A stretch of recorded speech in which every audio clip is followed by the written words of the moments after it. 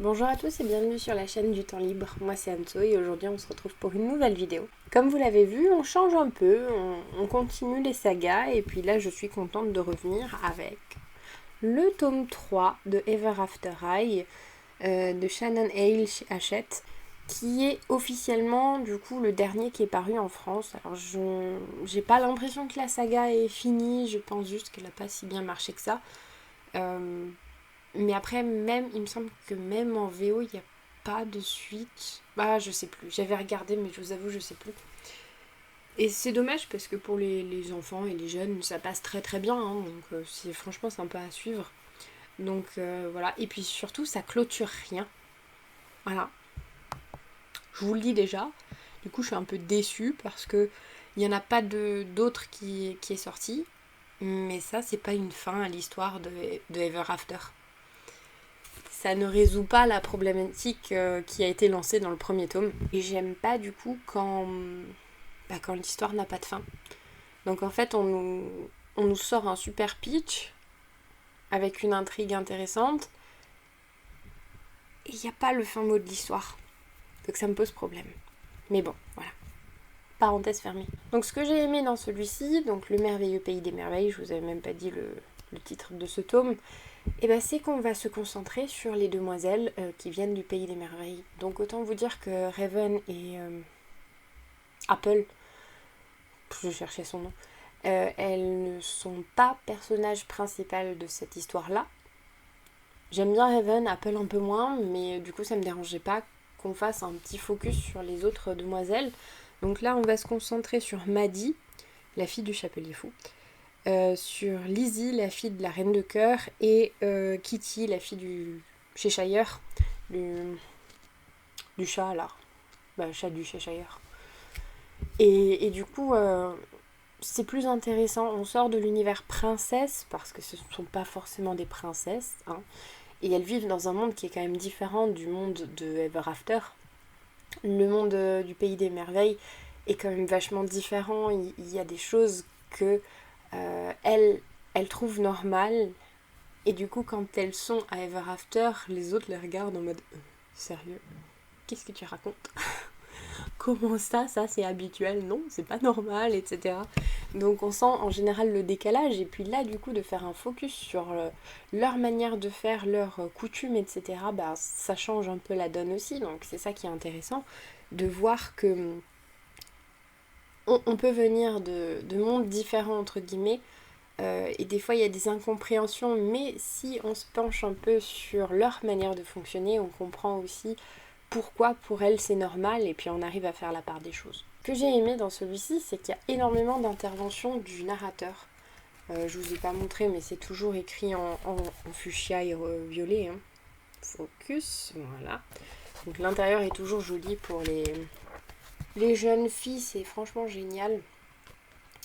Et les interventions du narrateur, elles arrivent à un moment donné vers la fin, mais c'était génial. Voilà, c'est toujours pétillant et puis bourré d'humour, et voilà, ça passe très très bien. Je peux que vous le conseiller. Hein.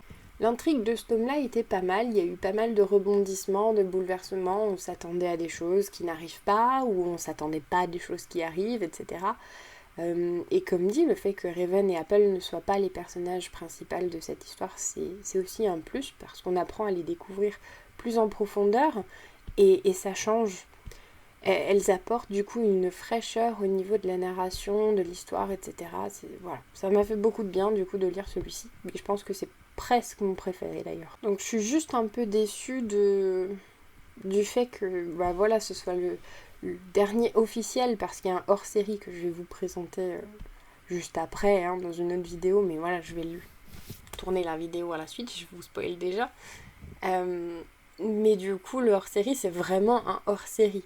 Donc là, ce qui me gêne, c'est qu'il n'y a pas d'histoire concernant le fait que Raven, elle n'ait pas signé le livre des contes. C'est ça? Bon, oui, le livre pour embrasser la destinée de ses parents, etc. Parce que du coup, avec ce tome-là, on part vers, comme je vous ai dit, le monde des merveilles. Donc il y a un animal, entre guillemets, spécifique à ce monde-là qui se réveille et est le danger principal de cette intrigue. Mais du coup, on n'a pas le fin mot de l'histoire sur ce qui se passe puisque Raven a décidé de ne pas le signer, le fameux livre. Donc ça m'embête un peu parce que bah voilà, du coup, je me pose des questions, hein. J'ai beau avoir 28 ans. Ce genre d'univers un peu merveilleux, un peu conte, etc.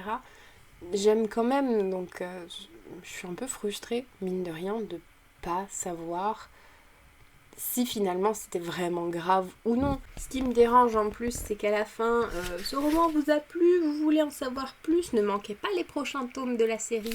Il n'y a pas de prochain tome. Ça m'embête parce que... alors je sais que c'est une vieille série quand même, mais je veux dire, si quelqu'un découvre la série maintenant, ça reste dommage parce qu'elle se dit qu'il va y avoir une suite et en fait la suite clairement n'arrivera jamais. C'est toujours l'inconvénient des sorties françaises calquées sur les séries américaines ou anglaises, etc. C'est qu'on reprend, on obtient les droits et puis finalement si ça marche pas, ben on continue pas. C'est comme l'exécutrice et ça m'énerve parce que l'exécutrice est géniale. Donc bon, voilà, j'aimais bien. Alors je garde pas la série, pour le coup je vais la donner. Mais c'est sympa à lire, ça se lit bien, ça se lit vite. Ça fait un break total puisqu'on part dans un univers qui est complètement différent du nôtre. Mais du coup, oui, j'ai pas le mot de la fin de cette histoire et ça m'énerve. Voilà. J'ai pas grand chose de plus à vous en dire pour le coup. Désolée. Sur ce, je pense que je peux clôturer cette vidéo qui aura été très courte et très rapide pour une fois. Je vais pas m'étaler pendant un quart d'heure sur le même livre. Mais en même temps, je peux pas vous en dire beaucoup puisque c'est une suite et puis plus ou moins une fin. Hein. Donc voilà. Sur ce, merci d'avoir regardé la vidéo. Je vous dis à bientôt pour une prochaine. Bye!